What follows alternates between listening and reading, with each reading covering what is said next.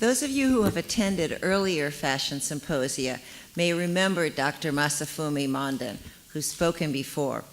I hadn't realized actually that he'd been working on ballet until he submitted an article to my journal, Fashion Theory. And it's a peer-reviewed journal, and of course the article was accepted, but I immediately wrote to him and asked whether he could do something else for our catalog. So we're very lucky to have him here today from Australia. Please join me in welcoming Dr. Masafumi Monden. Thank you very much, Valerie, and it's great to be here and part of such a wonderful symposium. So today, I'd like to start by talking about a little bit about the Japanese film called Hana and Alice.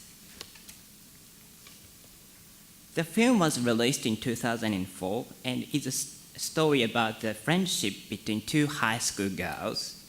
They go to the same school and go to the same ballet class, though it is not a film about ballet.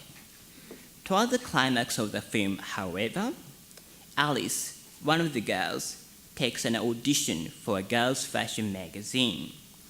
Since she lists ballet as her specialty in her resume, she is asked to dance quite naturally. After hesitation, she decides to push herself and dance. And what she does is a little bit unusual because she uses paper cups as DIY point shoes. And I really wanted to ask Colleen if it is technically possible, but anyway. Here she is standing on point with her DIY paper cup point shoes and finishes her performance with this reasonably good panchet arabesque. And obviously her performance impresses the people who auditions her, and her balletic abilities basically privilege her over other candidates. So this, I believe, is a good example of how ballet is intertwined with Japanese girl culture as a symbol of privilege and romantic girlish femininity, because Hana and Alice is often noted as a mainstream girl film. So examples like Hana and Alice also suggest feminine emphasis of the art form, which possess a number of questions relating to ballet, fashion, and gender in Japan, such as what aspect of ballet have made it admired in Japanese girls' and women's cultures? Does the art form infiltrate Japanese men's and boys' cultures too? And if so, how? In attempting to answer these questions, I cover three main points today, which are a brief history of ballet in Japan, ballet and women's fashion, and ballet in boys' culture, and I pay particular attention to popular culture. So let us start with the question, how is ballet popular in Japan? Because many of us wouldn't think Japan would be a ballet capital in the world. According to a survey conducted in 2011, there are nearly 5,000 institutions or organizations that offer ballet classes across Japan, with its levels ranging from hobby to advanced. And from these institutions, a considerable number of aspiring Japanese ballet dancers are training to become professional dancers. In 2014, 17-year-old boy Haruo Niyama came first in the Prix de Lausanne with his compatriots Sai Maeda and Kyo Carter, coming second and sixth respectively. And Niyama's achievement became a headline in news across Japan, like his predecessors, who achieved success in the same or similar competitions. Like the case of Masaya Yamamoto, who came third in the same competition 1 year previously.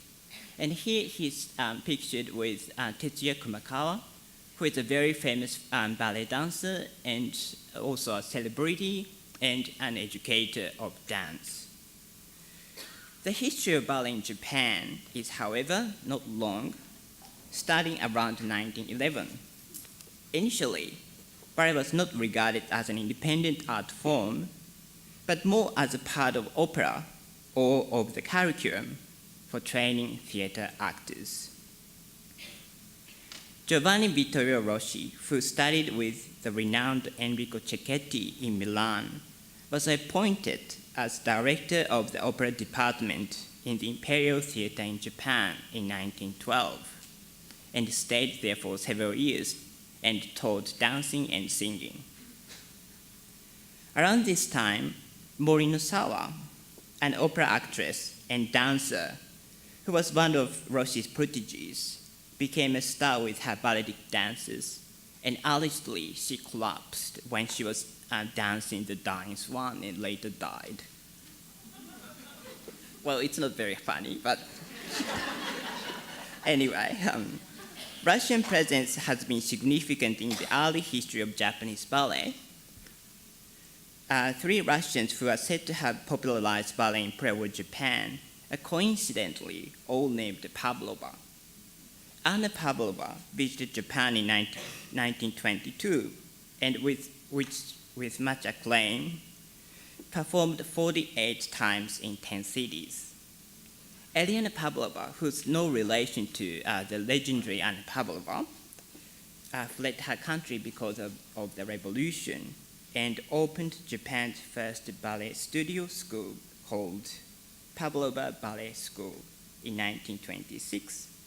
And Olga Pavlova, who later renamed herself as Olga Sofia because she didn't want to get confused with the legendary Anna Pavlova.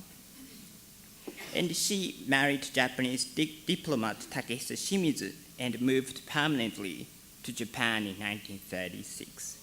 There she acted as a teacher, choreographer, and prima ballerina for a Japanese company. A graduate of the renowned Imperial Ballet School, now called Vaganova Academy of Ballet, in St. Petersburg in 1929, where she studied with Konstantin Sergeyev and Bakhtin Chebekiani, among others. Sofia was the first and for a long time the only ballet dancer in Japan who inherited the orthodox training of the Mariinsky tradition. The indelible marks these three Pavlovas made in the world of Japanese ballet are evident. For example, if we consider the career of Yusek Azuma, who is a pioneering figure in Japanese ballet and choreography. He is said to have aspired to become a ballet dancer after seeing Anna Pavlova dance in Japan, and studied with Elena Pavlova from 1930 to 35, and danced with Olga Sofia from 1938 or 7, before establishing his own ballet company in 1941.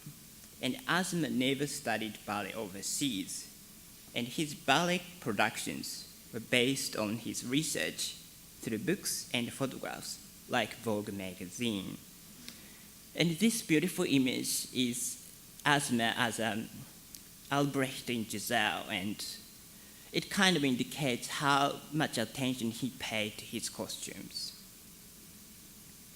The teaching of ballet has never really become institutionalized in Japan, and the development of ballet learning has almost always relied on private patronage. Nevertheless, the relationship between ballet and popular culture has been strong in Japan. Already in the 1920s, girls and boys dancing wearing specific dance costumes were notable in illustrations and artworks. In the works of celebrated artists like Kashio Takabatake, ballet was not fully distinguished from other kinds of dance or gymnastics. This well documents how ballet was perceived then in Japan, as up until the early 1930s, classical ballet was not clearly separated from modern ballet in Japan, being categorized as a Western-style dance. This association between ballet and popular culture has grown stronger since the end of the Second World War, where the ballet boom swept over the country in the 1940s. followed by the Japanese premiere of a full-length ballet, or traditional ballet, which happened to be Swan Lake, with the collaboration of Eliana's and Sapphire's former pupils, including Asma, who danced Prince Siegfried in the very first performance.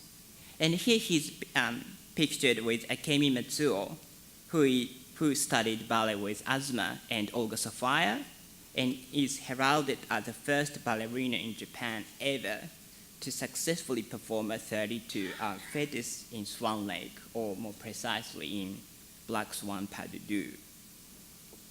This new cultural interest in ballet and its representations is most visible in girls' comic book culture, or shoujo manga as it is known in Japan, where there is an official subgenre called ballet manga.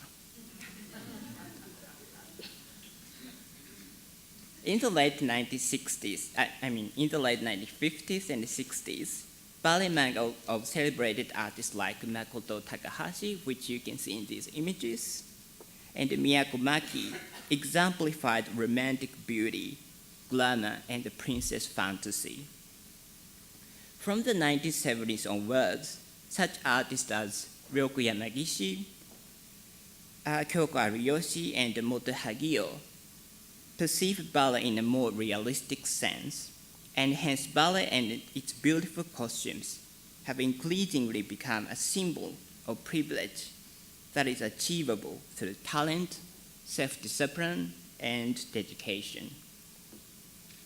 So what makes classical ballet so admired among girls and women in Japan? There might be many responses to this question, but one obvious reason would be ascribed to the concept of beauty. As even Alderson rightly says in relation to the romantic ballet of Giselle, one of ballet's charms is the overtness with which it propagates socially charged imagery as a form of the beautiful.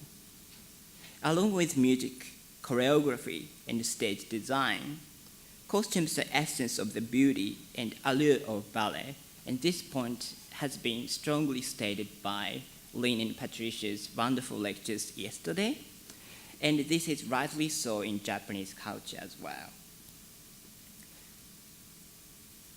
One of the most accomplished and beloved Japanese ballerinas, Miyako Yoshida, for example, says the allure of point shoes as her primary motivation for learning the art form, ever since attending a ballet concert in which her kindergarten friend performed.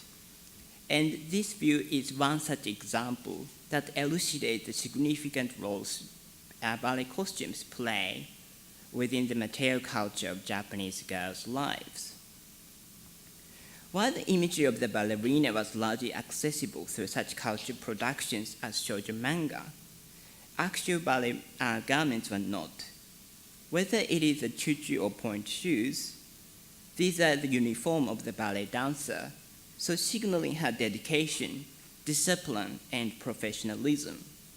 And naturally, women who are neither dancers nor learning ballet have little opportunity, if any, to wear them off the stage and outside ballet studios. As Stephen Gundel writes, in the context of an expanding commercial culture, glamour, like fashion, contains the promise, a fantasy that anyone could reach out to it. So in a sense, ballet-inspired fashion in Japan can ease this sense of unattainability. So everyday clothes with balletic aesthetics have made it possible for almost anyone to actually wear such garments with a sense of privilege and dream without actually going through professional ballet training. That could be much less glamorous due to its physical demands and injuries based on years and years of training. Japanese Lolita fashion is a jewel box of ballet-inspired garments. Japanese Lolita fashion is typically characterized, it is a relatively minor subculture, and typically characterized by such items as a highly elaborate Alice in Wonderland-like little girl dresses, hooped with petticoat-like panniers, and completed with Mary Jane or strap shoes. And ballet and Lolita fashion both represent a type of ideal femininity in Japan through soft flower-like skirts, which often signal the romantic fantasies of, in particular, girls and women. Innocent World is a very renowned and popular Lolita fashion brand, and it sells many pinafore dresses in which there is some resemblance to the romantic tutu. Its exquisite items such as ballerina and Lindau-Hof pinafore dresses, which you can see in these images, with bell-shaped tiered skirt and tight bodies, display strong resemblance to the ballet skirt that romantic ballerinas like Taglioni and Grisi were said to have worn in their performances. And these images you have seen quite number of times already. And looking for balletic inspirations in more casual fashion, Milk is a very renowned and established and popular women's fashion label, which has also been known for its dreamy and romantic yet edgy, street casual kind of fashion styles. And these are from this year's collection, and you can again see obvious influences or similarities to romantic ballet costumes.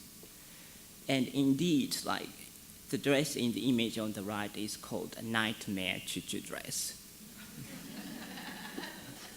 I don't know why, but.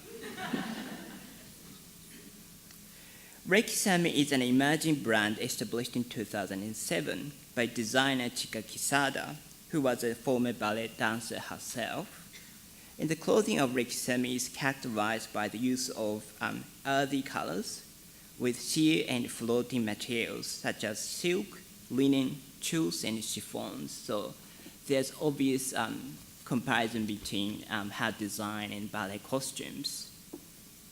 Kisada actually wears her garments during the course of production, paying particular attention to comfort, functionality, and beauty when moving, so suggesting the strong influence dance costumes impose upon her design. So ballet-inspired feminine dresses in Japan can also unite aesthetics and functionality as well. Looking at such series of women's ballet-inspired clothes in contemporary Japan, we might wonder how ballet is dealt with in men's and boys' culture. Needless to say, boys and men dance and can enjoy dancing as much as women do, but much scholarship on ballet and men points to the assumed association between dance and the stereotyped manliness.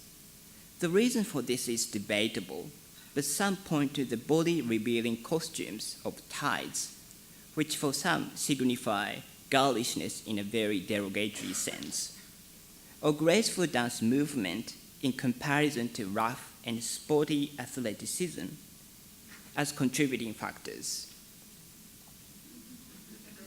In our contemporary culture, particularly in Anglophone culture, the anxiety over male dancing tends to be countered by characterizing ballet as macho, in the sense of making it seem athletically masculine and resolutely heterosexual. For example, in order to attract the boys into learning ballet, comparison with sport are invoked in order to establish the virility of the male dancer, and in so doing, sports and athleticism are frequently juxtaposed. Its emphasis on ballet and athletic activity seems to emphasize, in a really extreme sense, that no normal boy would simply want to dance to its own sake. As a result of such preconceptions, men and boys interested in ballet costumes, ballet music, and graceful movements are yet to receive adequate attention. This poses a question: how is the relationship between men and ballet understood in the Japanese context? According to the survey that we have seen earlier, only 1.4% of the people studying ballet in Japan are men. So women still dominate the ballet learning in Japan. Considering this scarceness, men's interest in ballet, however little, has been given a degree of prominence in Japanese culture. The news of Niema's coming first in the Prix de Lausanne this year, for example, became equally big news as that of 17-year-old girl Madoka Sugai, who also came first in the same competition 2 years previously, which might imply the equal or almost equal attention paid to the international success of a ballet boy and a ballet girl. And this is my favorite picture. And this is taken when Niema and his compatriot Saimada are invited and actually welcomed by the Japanese Prime Minister Shinzo Abe after their success at the competition. And obviously the Prime Minister is impressed by Niema's ballet abilities. But it is also significant because it indicates how much his ballet success is appreciated and admired in Japan, that it grants him an opportunity to be welcomed by the Prime Minister. Also, a Japanese publishing company, Shinshokan, which produces dance magazines such as Clara, which is a monthly ballet magazine for girls, has recently launched Dancing, which is a quarterly magazine that is coined Clara for boys. And so far, the magazine has received positive feedback and sales. Interestingly, in this magazine, often boys concerned for being the only male in class rather than ballet as having feminine connotation is frequently addressed in the question and answer page. Dancing also focuses on the athletic aspect of the art form, needless to say. For example, it features how to improve your technique section, where the boys' techniques of jumps and turns are emphasized, which corresponds comfortably with stereotypical construction of young boys as boisterous, energetic, and physically active.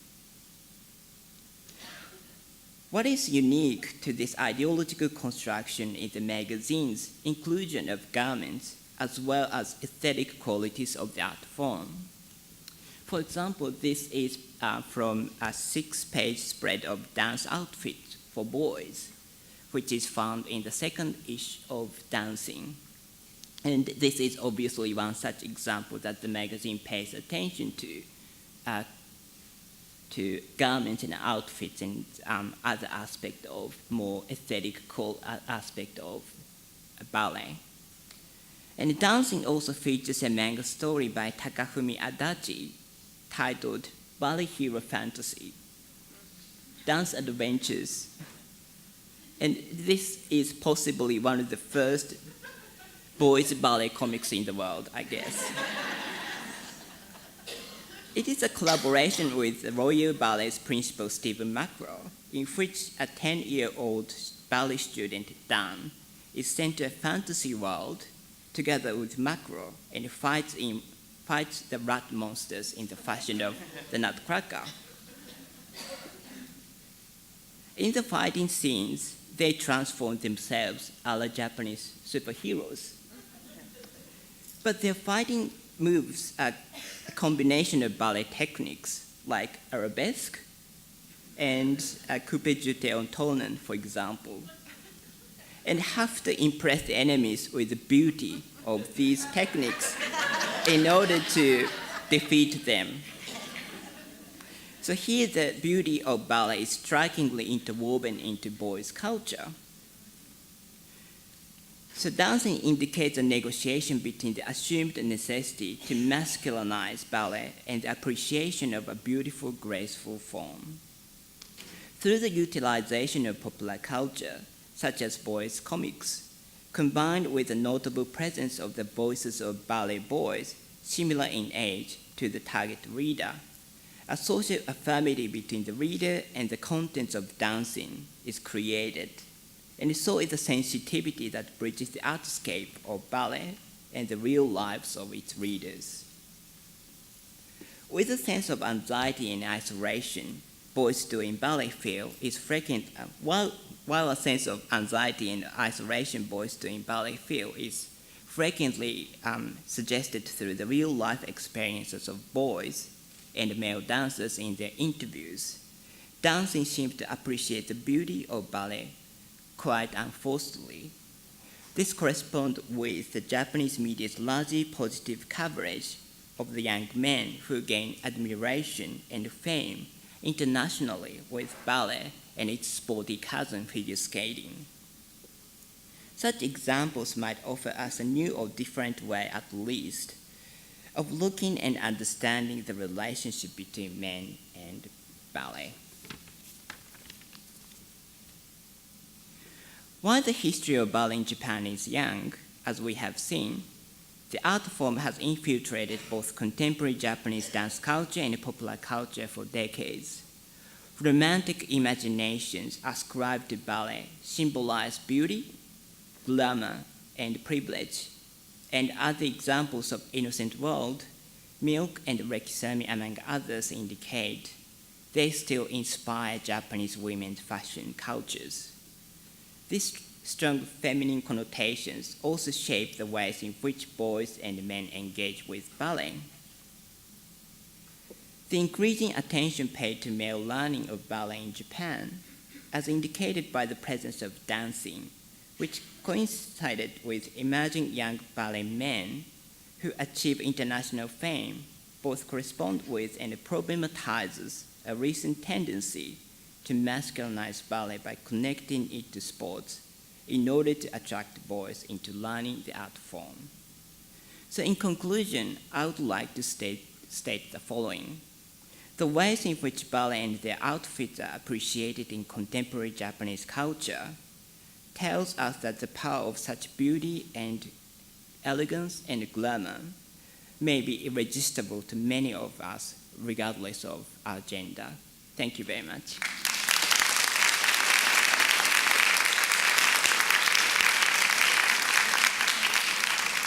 Do you have any questions?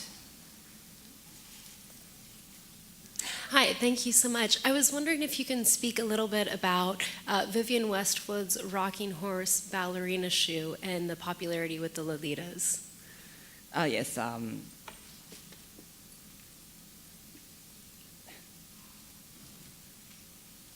Rocking horse ballerina is, as you say, like it's part of like Lolita fashion, and it's often considered as the like must item for women who are dressed in Lolita fashion, though it's kind of becoming slightly less popular because it's too expensive, and also other fashion brands kind of have created like similar shoes with like much less expensive prices.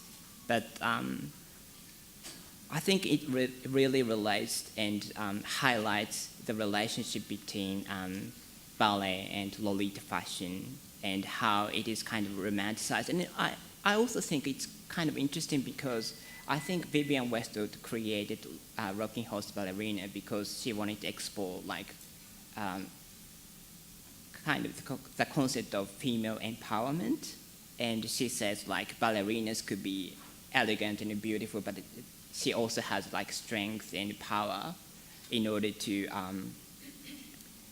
go through all the trainings and like performance. So whereas like in Japan, like this concept of ballerinas embodied by Vivienne Westwood's Rocking Horse Ballerina is more accepted and interpreted as a romantic, beautiful image, particularly with like the ribbons.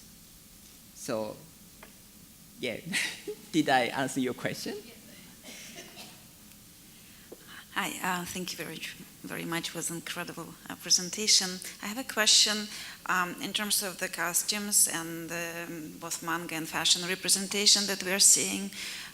in your talk. Those are very westernized costumes, as ballet is a westernized, pretty much art form.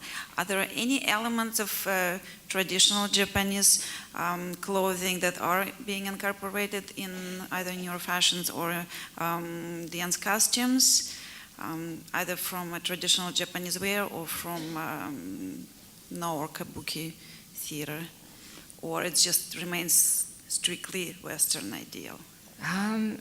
That's a very good question, and I'm not really familiar with traditional Japanese dances, so it must be a good area to investigate in the future. But I think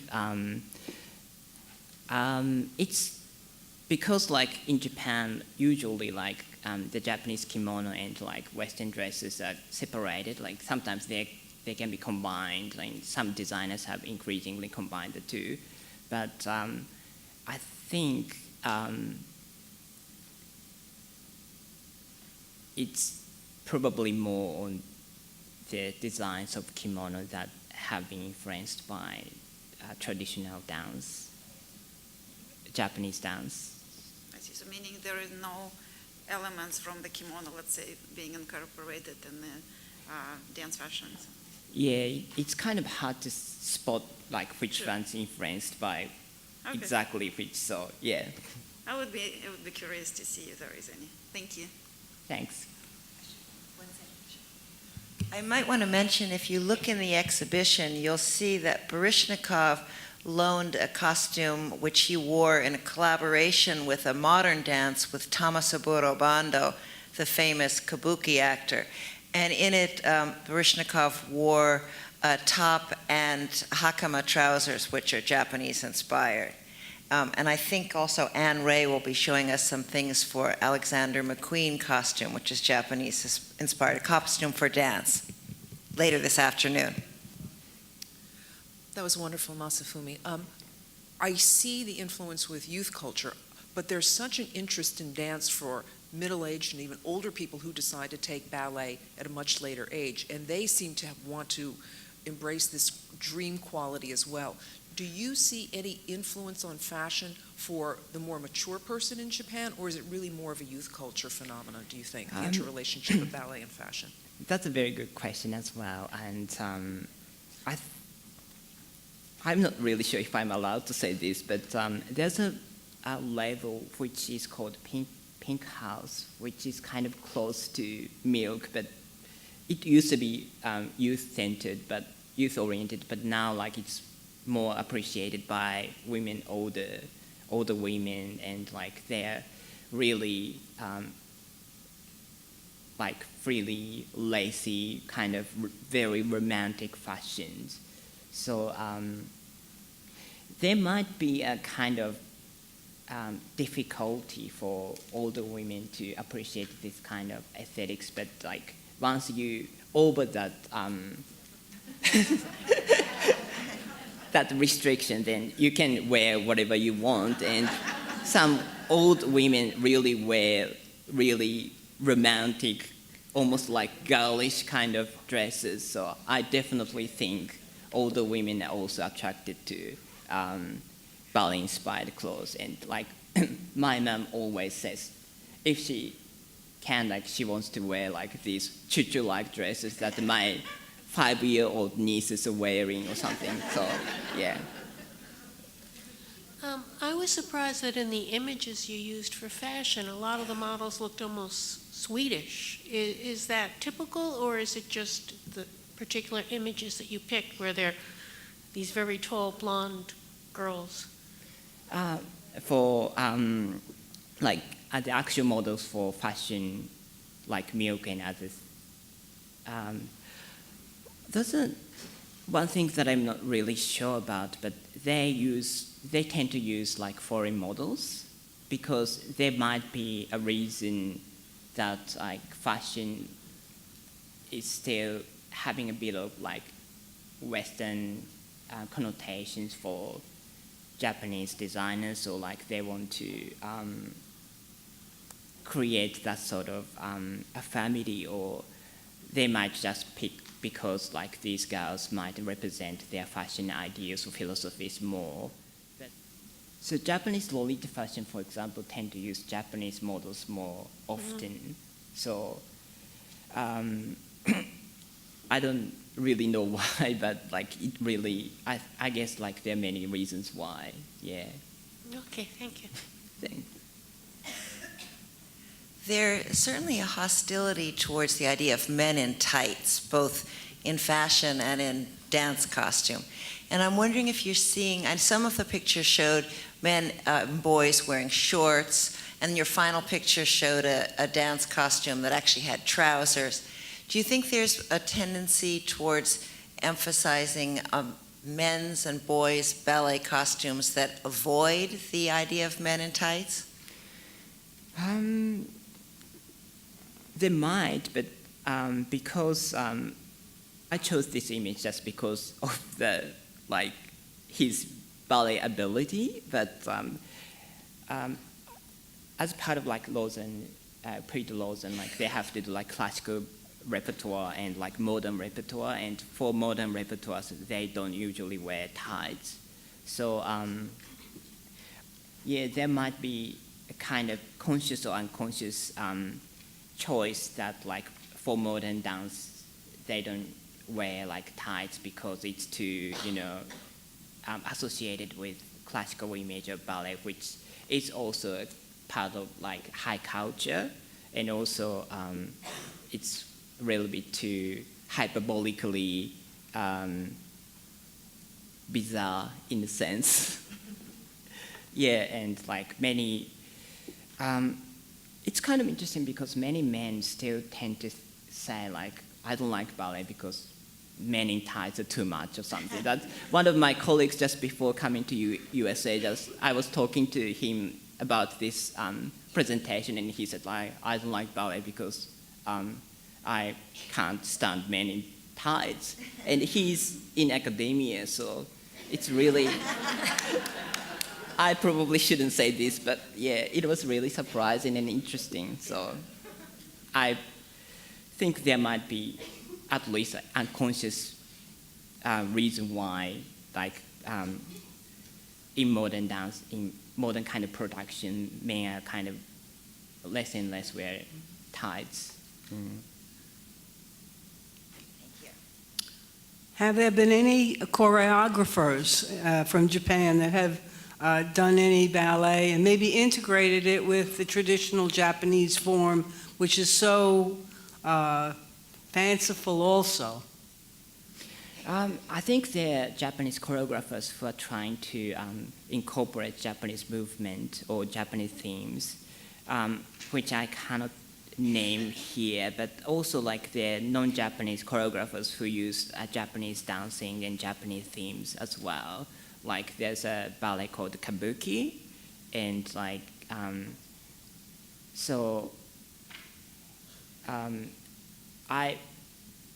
don't think I'm entitled to say because I not really specialized in Japanese traditional dancing, but there might be affinities between Japanese and European dance culture, or at least people trying to create that affinity or explore that relationship.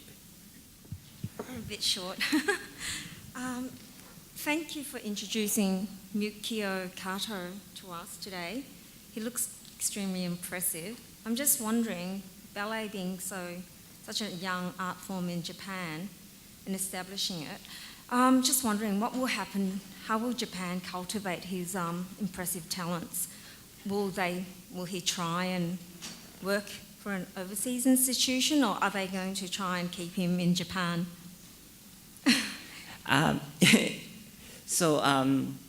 Like many of the ballet dancers who are going overseas and have career overseas, they tend to be educated overseas after like they've done like 10 years of ballet training in Japan or something. For example, like Tetsuya Kumakawa, who I introduced earlier, who went to the Royal Ballet School in the UK at the age of 15, and this is same for Miyako Yoshida, who also studied at the UK after since she was like 17. So we tend to have a career path that they want to go overseas and study ballet in like more like a ballet capital kind of countries like the UK or America or Russia or Monaco or even like Australia.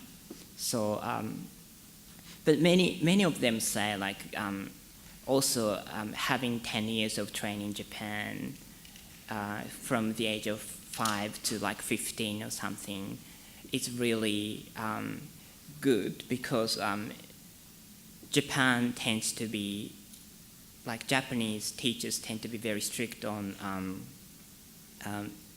every movement, like basic techniques. So like Miyako Yoshida, when she went to study in the UK, she wrote in her book saying she didn't have any trouble with like techniques and things, but she was so overwhelmed with other non-Japanese ballet students who was really showing off their abilities, and like she was so modest and scared or something. So it's more like I think it's more like an opportunity thing, and also having immersed in European culture or Euro-American culture is also important. Thank you.